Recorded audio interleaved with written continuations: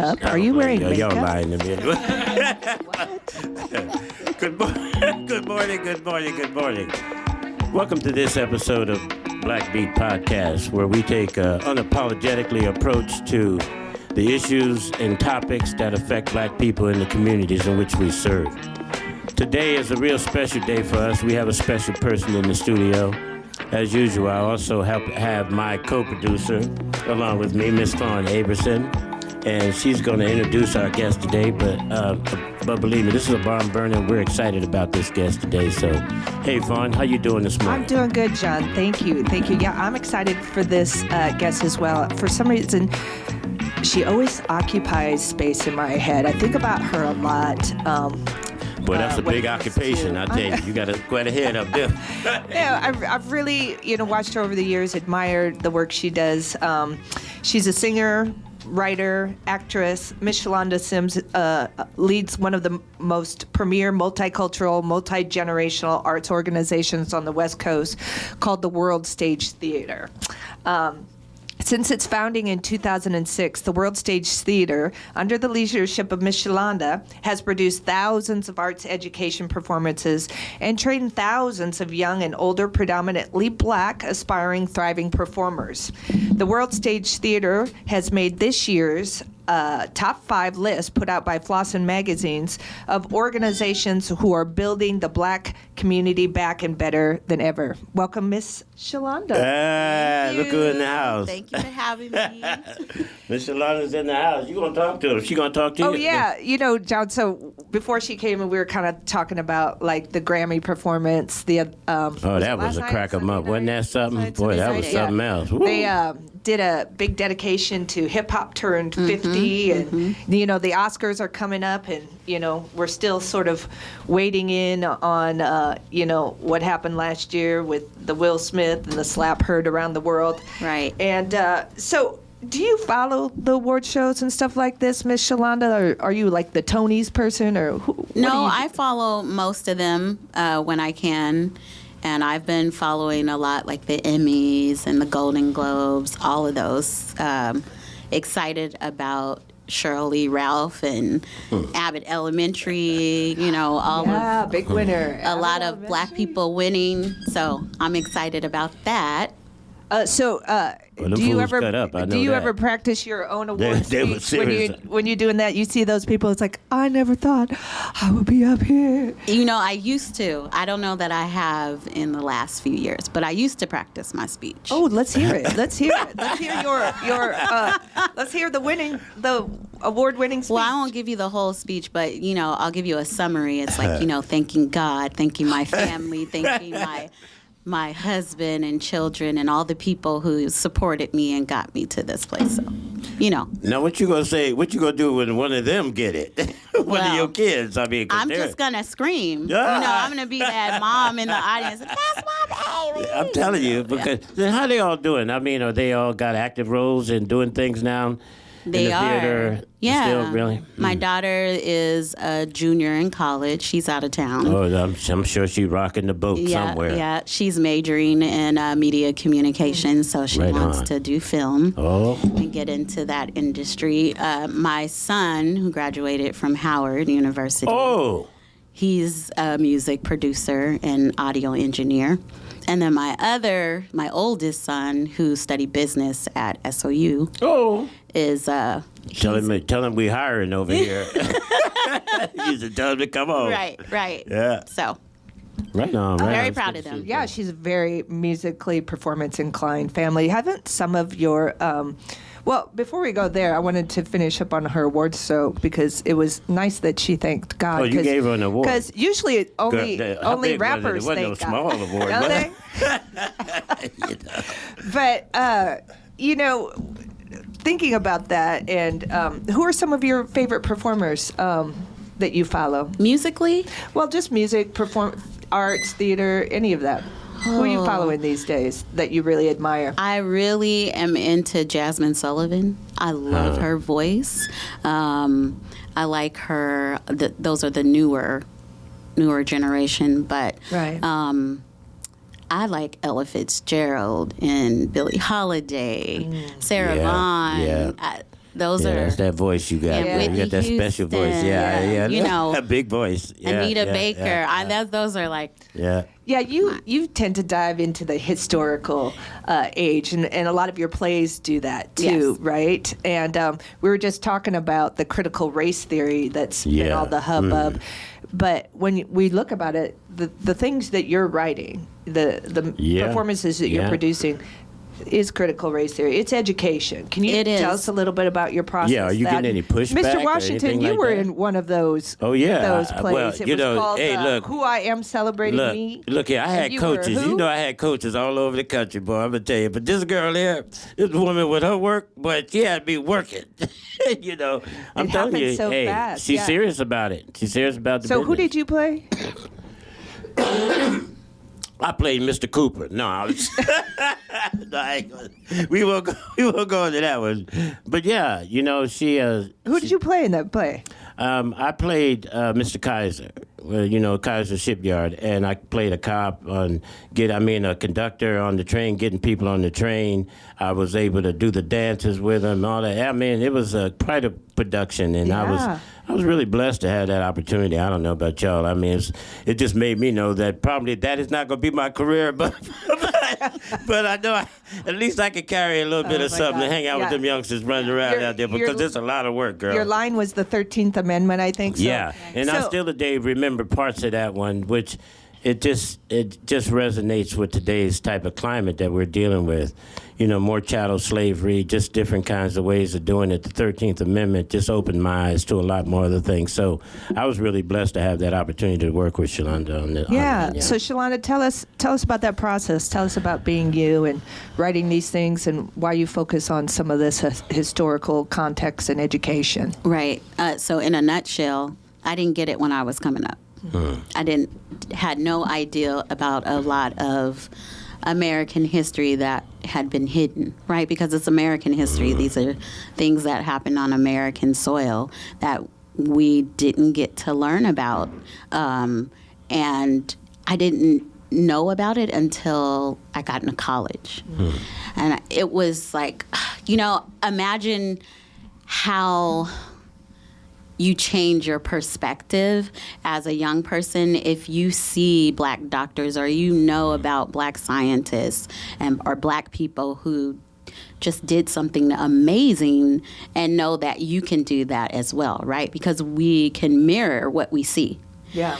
And so that for me was kind of life-changing. It was a pivot for me, and I thought I wanted to share as much history and knowledge as I have. I did a lot of research before I wrote it, but then I knew I always go back to, is this just for me, or is this for a wider audience?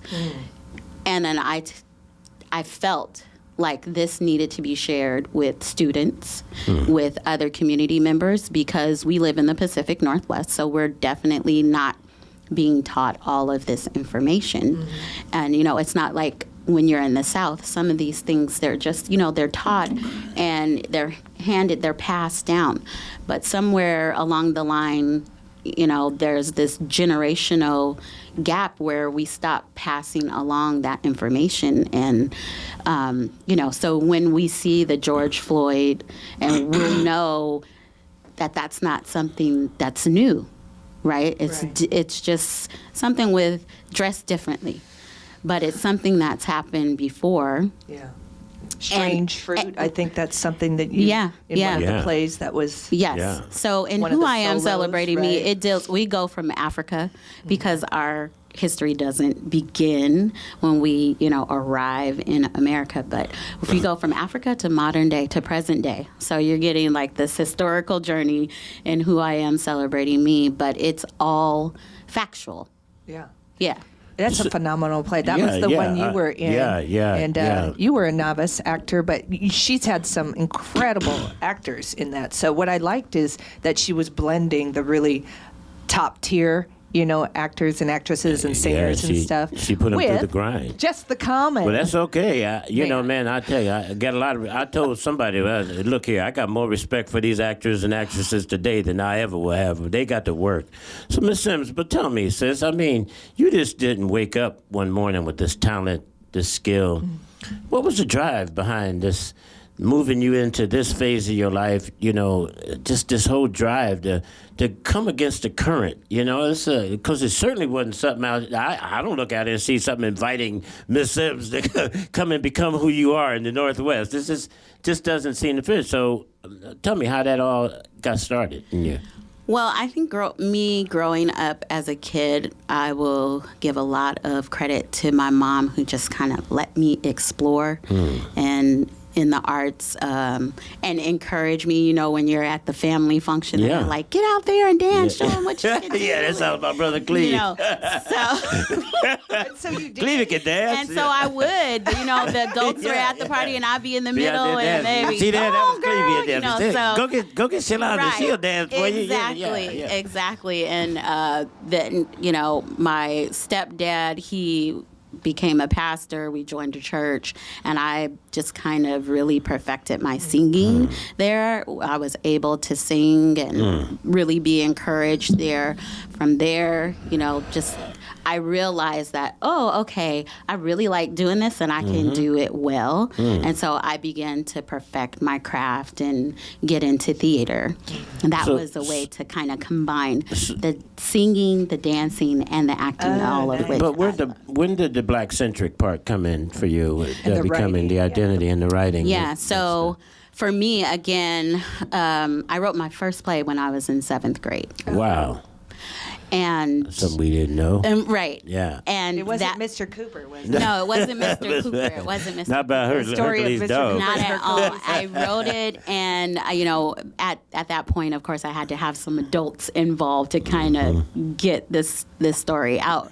But that was when I realized that I liked writing. What was it called? I do not remember.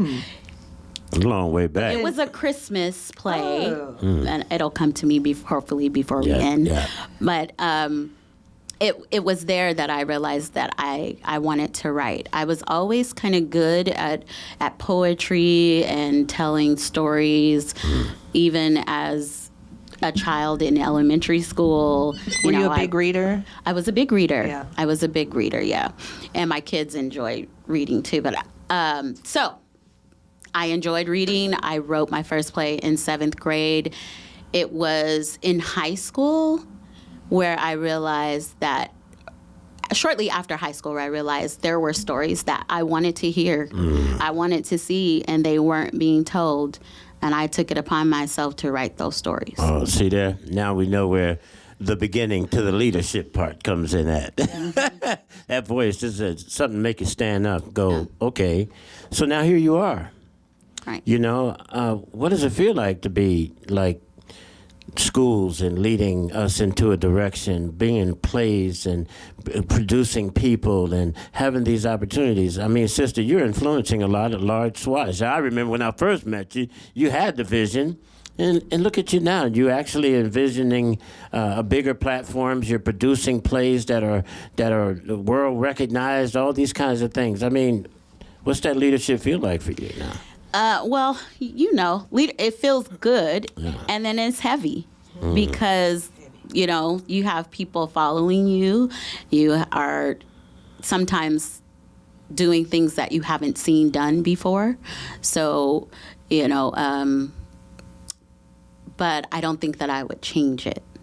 I'm really enjoying just kind of not following, this path, beating my own drum, but really listening within to know what the next step is, right? So that it's not all about me or what Shalanda wants to do, but I am trying to answer a call. Woo! Yeah, somebody just entered the room. You didn't pay. Did you see that one coming in? Yeah, he just came. He right here, the call. When you think about it, like how big have some of your troops been? Some of your performance troops? There's like how big are they? Maybe It's a lot of 25, folks. 30 at the max. So that's a lot of folks It's to a manage. lot remember of all their folks names. I to only remember pay, a couple of them. and we pay our actors, even if they're kids. As you mentioned before, we're multi-generational, so and everybody can get an opportunity. So even just doing that is something that I hadn't seen done before, because I come out of the professional world of theater and the arts, and it's like you always want to get professional actors, equity actors, people who have been trained and know what they're doing. So for me, taking that on is like, okay, you have to work with people who maybe have never gotten on stage before, but they want an opportunity. That's what she needs to get the medal for. And it is. And I don't know if you guys have community never, members and actors Yeah. and actresses. Well, If you that's have- a reach. If you've ever seen a world stage theater production, you've got to go. I mean, they're top notch. They're like Broadway plays. They're that good. No, and real deal. And to think that not all are professional actors on there, that says a lot to you. So what's your process of being able to manage that many people all at once? You blank out. No, she's serious. She got a stick. She remembered my teacher. She reminded me of my teacher, Miss Dye. They used to walk down the aisle. If your leg was out the road, she'd pop you in the room. She had us lined up when we was in boot camp. That's funny. One of my favorite shows growing up was Fame, and Debbie Allen. And she goes, "You want fame?" And she got that stick, and she's walking down, in her class. She goes, "Right here is where you start in sweat," right? Like, I think we try to create an environment that's family, right? So even if you don't know what you're doing, you feel comfortable enough to explore and figure it out. I'm not going to be a pushover or really, easy on you, because I feel like if you're in the room, you deserve to be in the room, but now you're going to figure out and learn what it takes. And it's not like making a TikTok or it's not like making a quick video, right? You really have to put in work. You got to learn lines. You got to know your blocking, and it's a lot that goes into it. It is, and I think maybe she did use, we kind of talked a little bit about mentorship. It sounds like your leadership style is kind of leading by mentoring, Definitely. but taking it seriously.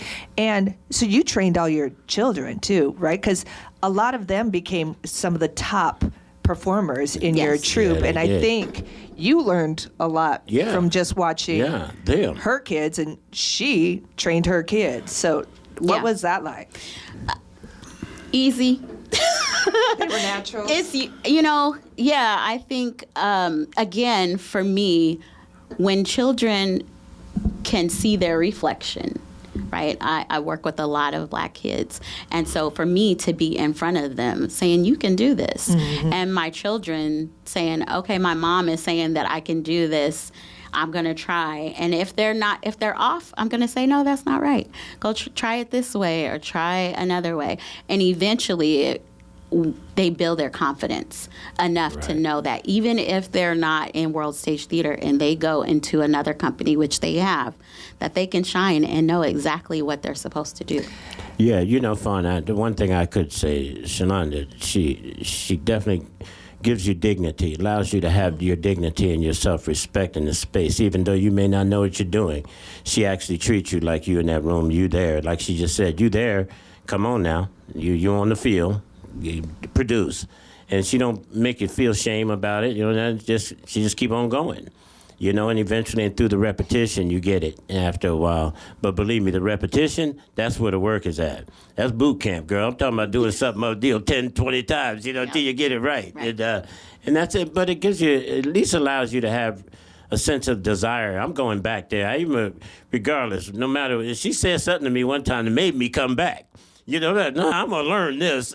If I got to do it because everybody else in the room was equally as good. I mean, but when you see, a 10-year-old child doing something, and they seem to be good at it, you go, wait a minute, I can do this, but it is definitely the mentorship, the whole desire to see the production, she continues to move forward. Because sometimes you're blind in the process. You don't know what it's going to look like. It's like we tell people when we do events, they go, well, we tell them about it right now, but when they see all them thousands of people coming up to them, they get the eyeballs roll back in their head. When you see the audience. You know, when you see the audience out there, you get a little bit uncomfortable. You know, it's like but she just makes it seem so natural, just so flow. Yeah, you get all of that, but once you see the production come to an end and you get through it, and there's just this celebratory kind of reality that comes, you've accomplished something. So you know, yeah, now you've had some folks come through your system that have gone on and acted on Broadway, haven't you? Or done some... Not Broadway, but regionally. And we also have a program where we send kids to New York. Oh. Through it's a monologue competition. Yeah. So it's for high school students. They compete, it's a big deal. And they go and they compete against other regions in the country to see if, who can get placed. And in that process, they're introduced to industry professionals, and sometimes they go on to do work on Broadway or, in film, right. Tour musically. So that's been a really, really good thing. A lot of the kids that we've had have been able to go and have other work. Yeah. We come a long way with Shalanda, in the world of arts. And I was going to ask her, I was just wondering why, actually the Black History Festival platform in Oregon for Black History Month wouldn't really be much without you. Thank you. When you think about it, you remember when we first started out doing this, and you just started pushing into this space right here, but then you had to diversify in it, because there was so much space, you had to fill it somehow, right? Right. But without you, the Black History Month in Oregon.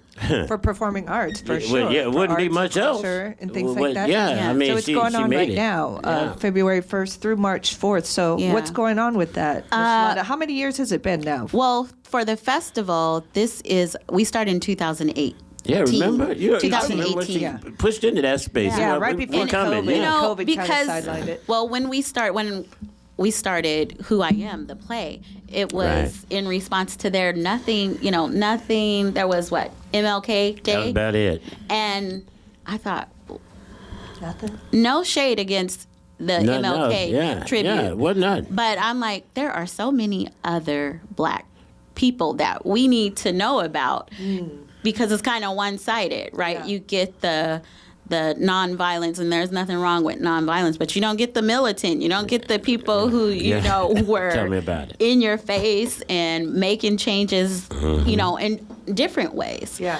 So that was why we started Who I Am, and to educate. And we really wanted to go into the schools because we took the lead from Carter G. Woodson, who was, the historian who started Black History Week.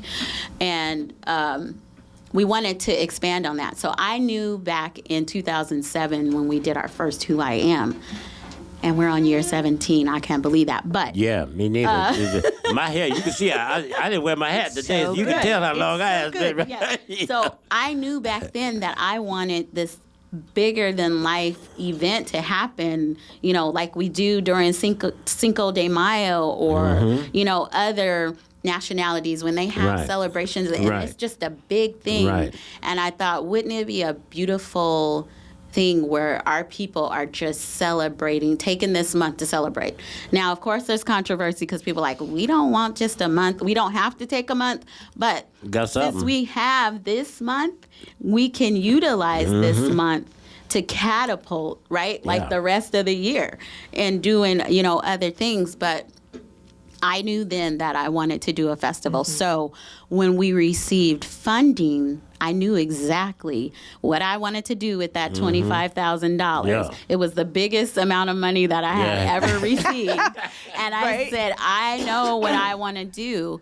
And again, it wasn't about me. It wasn't about World Stage Theater. It was about the community. So I was like, how many voices can we get involved? How many brains can we get to come up with what this festival is going to look like. Yeah. There were 10 committee members, and we figured it out, what the name was going to be. We had Jomo, we lost him to COVID in 2020, but he was really big in getting our website together, and it, so. Well, and then it was where you performed it too. Now, not everything's anything's been easy for you, Shalanda, but you've had to overcome some hurdles just on location, Venues, right? yeah. And it was it the Newmark Theater, or what's the? We got to talk about it, because you had to fight, for your right to be. Right. Yes, and I think, I don't want to get on my soapbox. That's but, all right. You got a box now. You can go box, girl. It's hard being a Black woman in leadership, because you have so many hurdles that you have to jump over. And then just in the arts, period, especially here, and I think maybe it's globally, but having this ideal of having to prove yourself and prove your worth, that your work is as good as, the next person. But also, again, just having people question, okay, why should you get to be here? And then it's not the same question, Black produced performances are hosted in these venues. I don't know how many Black produced, right? Because you do have a lot of companies who are not Black owned who are doing Black work. Well, that's nothing new. That historically, that has been the thing, right? Of Black art not being valued, and then as soon as that, they see that, there's some money that we can make off of it. The same people who were telling you no are now getting the dollars to produce Black art. It's a vicious cycle. Oh, well, hey, girl. But look here, no better than a fighter, because they had no idea what was coming. Right. You reinvent, innovate, you keep doing it, and that's why you're getting this award. Thank you. What's the big dream, Shalanda? What's the big dream of yours? Has any of your stuff ever been televised? Has your play been televised? No. I don't know why that play's not on TV every. We're trying. We're trying to get it. OPB, somebody like that. Also, or done a traveling road show. Nothing like that. No. I mean, when John Ruffin came and his play and stuff. Yeah, it's time these for are her. At the same level as this. And Tyler Perry, of course, started off just in these small theater situations. So. I really feel like Shalanda is one that needs to have a rocket, tied to her, because I think she could really blast off on this. I don't know where I heard it said, though, Fawn, and for Miss Sims, the best is in front of her. And there's no doubt in my mind what she got coming out. Yeah, so what is the probably going to be the better. The vision, well, if I would love to have a central location where we could bring and train young people and adults, because that's the thing, right? There's adults who have given up on their dream of, performing or singing just because life happened or whatever. But, for those who want to come back and get some training, and I would love to have a center that is big enough to house that, with all of the multidisciplinary art forms, and of course traveling and getting on the screen, getting these these plays turned into movies, turned into short films, and that's where we want to go. A performing center. You got to see it, right? If you can see it. None of them old broken down. Well, I ain't got nothing against old church buildings and nothing like that, but I'm talking about a state of art performing center that you could control, influence. Because we don't have that here. Right? Well, and I don't know that we have ever had a center, an arts center, a cultural arts center for Black people or by Black people. I know we have a lot of playhouses, and I know that there is a shortage of space for arts, the arts community, period. But there is not a Black-owned arts organization space. See there? We were talking a little bit about even when these film companies came to town, right? Yeah. And we were talking about a lot of them would have to go to Seattle to get talent if they wanted black extras or just even ancillary parts because they couldn't find that here. So there's and the one guy who did the commercial, he was telling us he got a national commercial. He made 6 figures on a 30-second spot. Right. And I was like, what?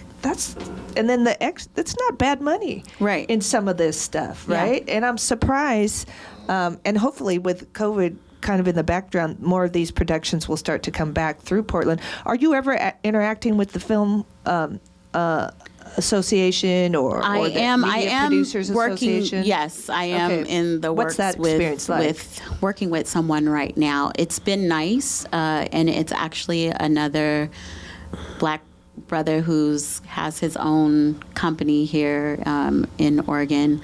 So that's been nice just to find different people to say, hey, I believe in what you're doing. Let's support one another more than like this competitive thing that we kind of do. Yeah. Right. Let's support one another. Let's see what we because there's what we big can money. do. There's big money in this industry, right? Yeah. Do you feel like the time is right for this type of business to be in Oregon, like for it to grow and actually be one of the thriving The industries business here? is here in Oregon already, right? We're just not tapped into it. Oh. So it's here. There are so many film projects being produced here. We're just not a part of it.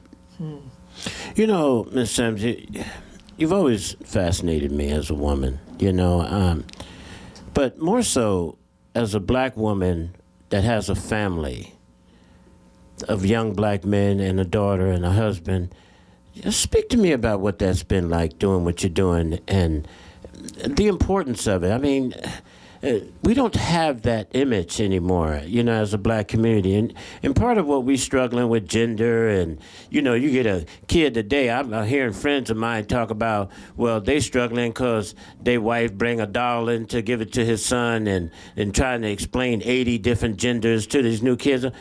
What has that been like? I mean, what's been your experience with your family, keeping it together in this climate? Your husband, what is the experience like there? You got black boys that are running around in this climate today, and you're a strong woman today trying to hold all this. You got to talk to me, girl. You come on now. Help me out here, because something magic is going on in that camp over there. And what's the glue? What's the substance? Well, I know it's not something that's popular right now, but I will say my faith in God, right? Prayer. And I just really hold my family dear and near to my heart, and I work on it. It's something that we have to work on, right? Like communicating and raising our kids and supporting them and letting them grow and be themselves, figure out life. But I would say that we're just close-knit. We're a close-knit bunch, and maybe that comes from making sure that we had the support that we needed because we don't have a really big family here. So what's the dinner table like at your table? Are you all like acting and singing? I don't even know that we all sit wait till at a the Grammy dinner gets table dropped anymore. in the middle of that one. Pass me the Well, they sing. They do sing and act, right? And my husband, he is the one who doesn't perform. But he captures but he's it all, the most funniest pictures and all person that. in our family. So we. I appreciate it's funny you. at our house. So when you're like, you being a drama queen, you're like, thank you.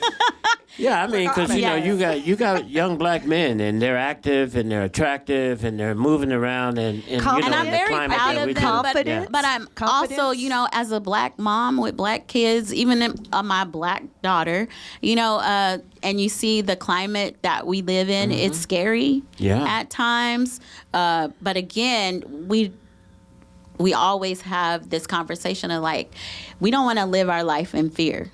You still go out, you be great, you thrive, and, of course, be mindful of your surroundings. But But as Black people, we just have to live. Yeah. And we cannot be afraid to live our lives. Yeah.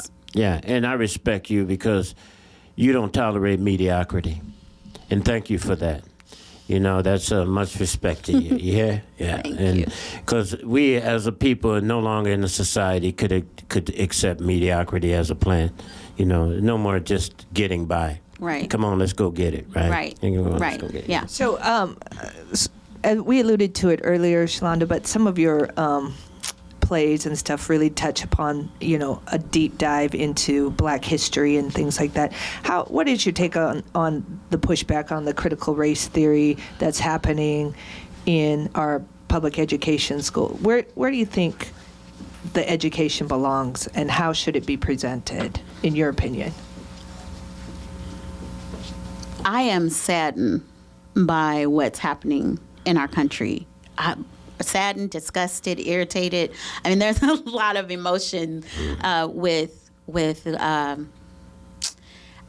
I think it also comes from fear, right? Of like people learning the truth of this nation, and the banning of books, of literature, you know, that can be fictional, but obviously it's hitting a nerve with, you know, some people, which you have to ask, well, why is this bothering certain people in our country so much that we have to go to the extent of banning books, banning information? And if you know your history, you'll know that this is not something that's new, but they didn't want slaves to read. Why? Because if you have knowledge, then you can change your situation and you're less likely to accept certain things, right? So again, I think it's this fear that people are going to be liberated in their mind, liberated, you know, in their lives. Yeah, they might get a little bit more bread. Right. Are you seeing any resistance here in Oregon around the work that you're doing? I have not. Okay. I have not received or noticed any resistance. At least not from white people or, you know, people who are against CRT. People have actually invited us a lot to come and educate students. Yeah. We're about to do our 17th annual Who I Am Celebrating Me, and we had to add a student matinee. Nice. Wow. Because that's exciting. how many schools are saying, hey. Good. Yeah, Oregon. Because, you know, I think Oregon is surprisingly, we might have been on the whip on the end, you know, probably one of the worst places.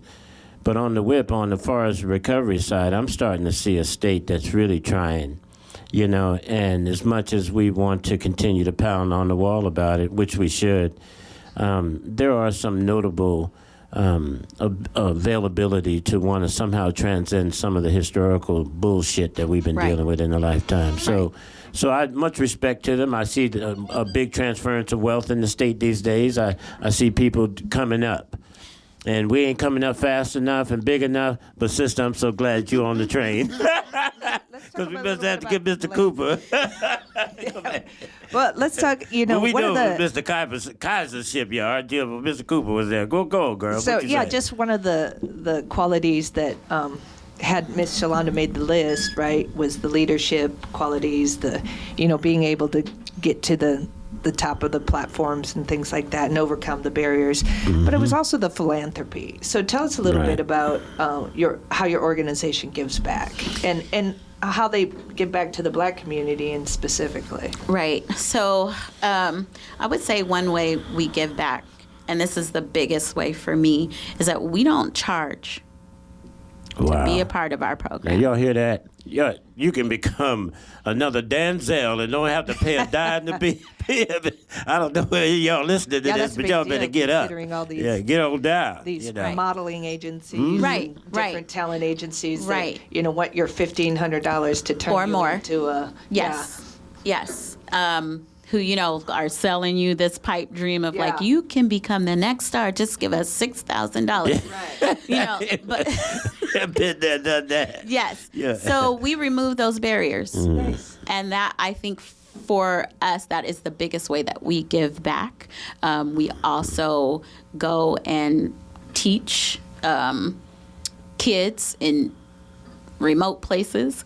And also, we offer space, and we promote other organizations who, might not be as well known as we are. Now, there's some people who are more known than we are, but for the person who's just starting their business and nobody knows about them, or an artist who wants to get on stage and they're doing spoken word, but they don't have a lot of experience.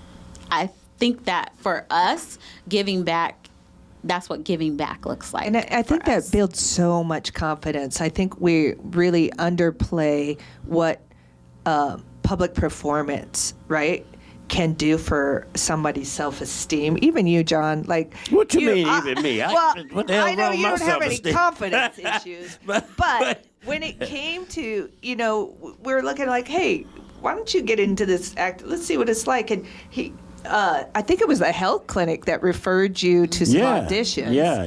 There was a sister that was working at the clinic over there. That's right. I'm thinking John had one line, and I was lucky enough to get a ticket, right, to go, because it was, I don't remember what it was, because you had to come. Yeah, maybe I had to go. And just, you were marching, you were singing, you were doing so many other things rather than just doing the line. And then you did have one line. She right? gonna have a white person play sooner or later. Your ass gonna be able to go over there and See, play. you did have one line, but because I know how much you like you that were stuff. nervous, right? And Yeah. I think normally, but what that can do, and I think sometimes the work that we're doing with small businesses and things like that is building that business confidence, right? And I think a lot of the work that you're doing in this community is really building the confidence, and you're getting it early, starting with kids. But you're not just starting with kids. You also are doing the older community. Yeah, as well. It's integrating us, right. generational. Like, Yes. she's got the young and the super old. I mean, Yes. no Much of the disrespect gap to the that needed super to be old. closed Yeah. on really is the old person on the porch and the young person passing them by because they're paying attention to their phone. But at one point in time, all that stuff goes into the locker. Y'all all put on your sweatpants and let's get in the room and look at each other and talk. Right. And that was probably, when I'm seeing these little kids running around there, they doing this stuff, and I'm going, man, I ain't that old. Come on, it's that kind of challenge in your mind, and it really expands you out. It gets that sort of that passive non-movement part active again in seniors and people who are engaging with younger people. So, Yeah, why did you do that, Mana? Why did you go all ages like that? Maybe because the way I grew up, right? I value the wisdom of our elders. Oh, that girl is and and I know how much young people can benefit from the wisdom of our elders, but not only the young people benefiting from the wisdom of the elders, but the elders benefiting from the energy and the life of the young people. Wow. And, really, as I mentioned before, somewhere along the line, we lost that communication or that passing down of history. So that was a way to get everybody in the room, to love on one another, because you just don't know what everybody's family dynamic is, or, where they are in the community. So this is like an opportunity, like you said, John, of like getting in there. We're going to put everything away. We're going to come in and we're going to sing, dance, act. We're going to laugh hard. Cry every once in a Cry while. sometimes, Mostly right? you. Yeah, no, I mean, even right now, as I'm reflecting back on the experience, it's emotional. I mean, because I see the largeness in what Ms. Sims is up against, and how she, as a person in that room, the single energy that is producing that momentum in that space. And even though unbeknownst to us, there's something being revealed that's deeper than our ability to communicate it. But there's aliveness, there's a life coming forward, and there's a message being demonstrated on all levels, not just the overt kind to the public, but internal to us also. Right. So, Sister, Yeah. Keep doing what you're doing.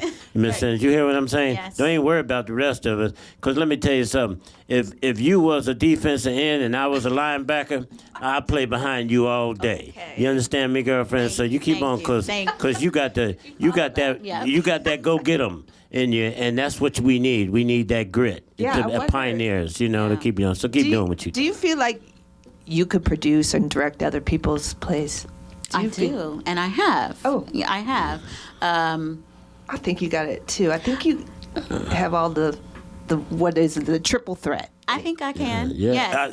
It's I like know you can. being able to sing, being able to act, and then having your own company. So, some people are like, I haven't seen you on the stage in a while. You haven't been, why aren't you performing? And so, like, sometimes you have to pick and choose. Okay, right now I'm just directing. I'm running my company. I'm pouring into other people. And then when I get a minute, I'll go and be on stage with, somebody else. But I really enjoy, and I feel like it's a privilege to be able to share and educate, because, like you said, and when you're in the room, there are people in the room who are like, "What? I didn't know this happened in history. Seriously?" Yep. And we are able to have these conversations.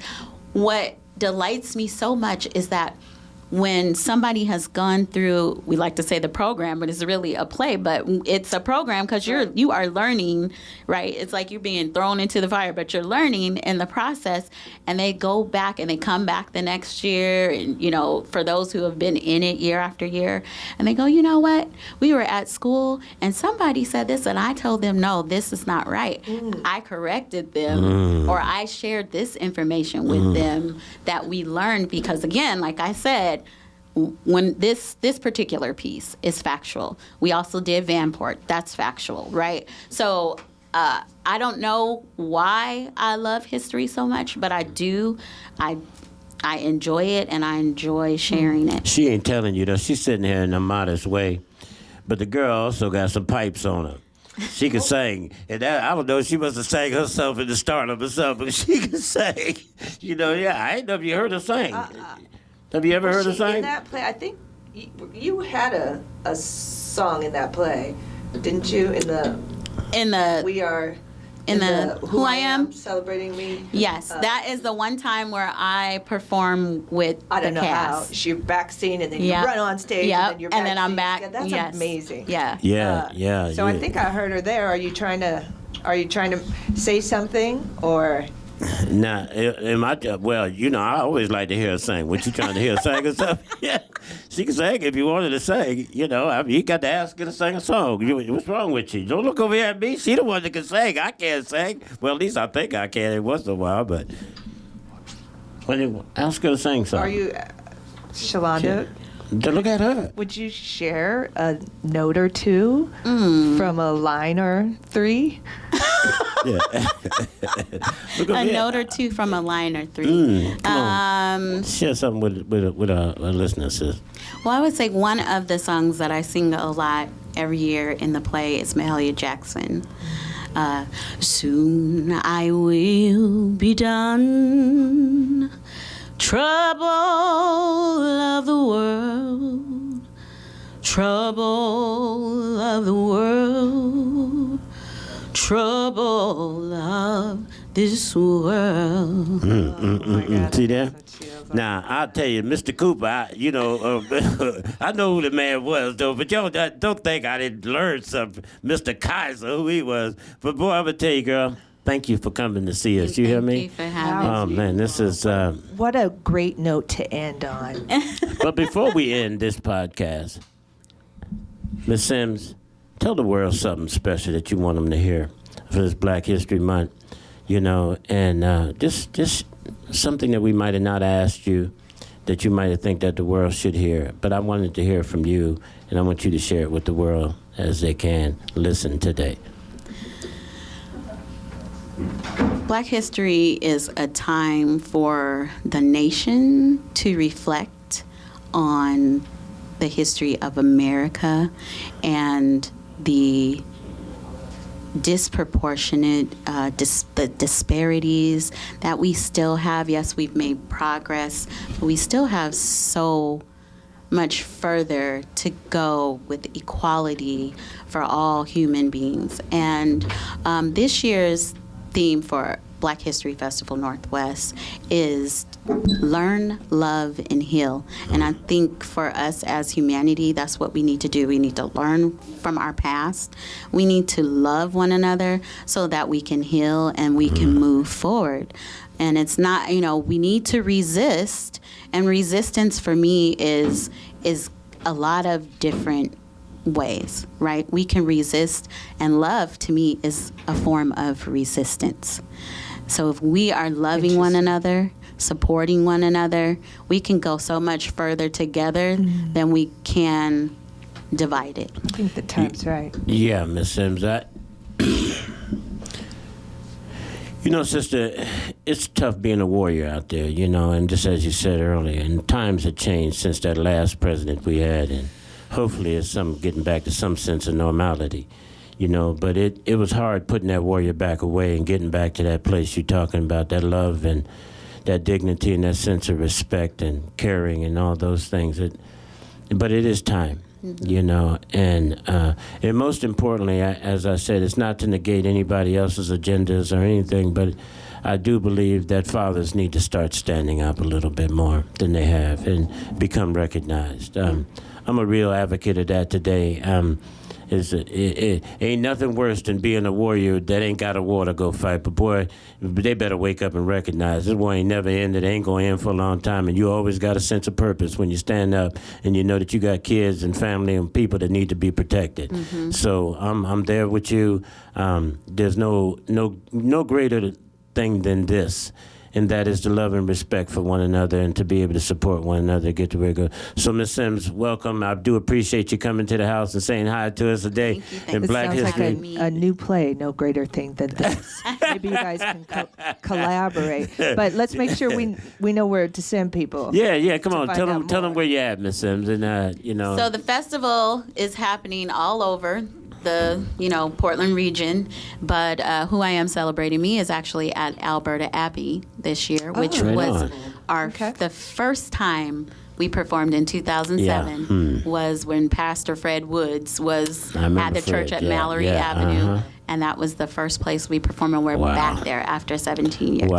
So that's where that is. We also have skate night. We have black drag. There is the game show that the students are involved in. There's a lot of going on. So just go to worldstagetheater.org. Worldstagetheater.org. Y'all got it. And I don't know, you don't got no phone numbers, but y'all need to go there and look up everything. Everything getting driven to that information highway, y'all. Right. We kicking and screaming, old folks, but get up on it anyway.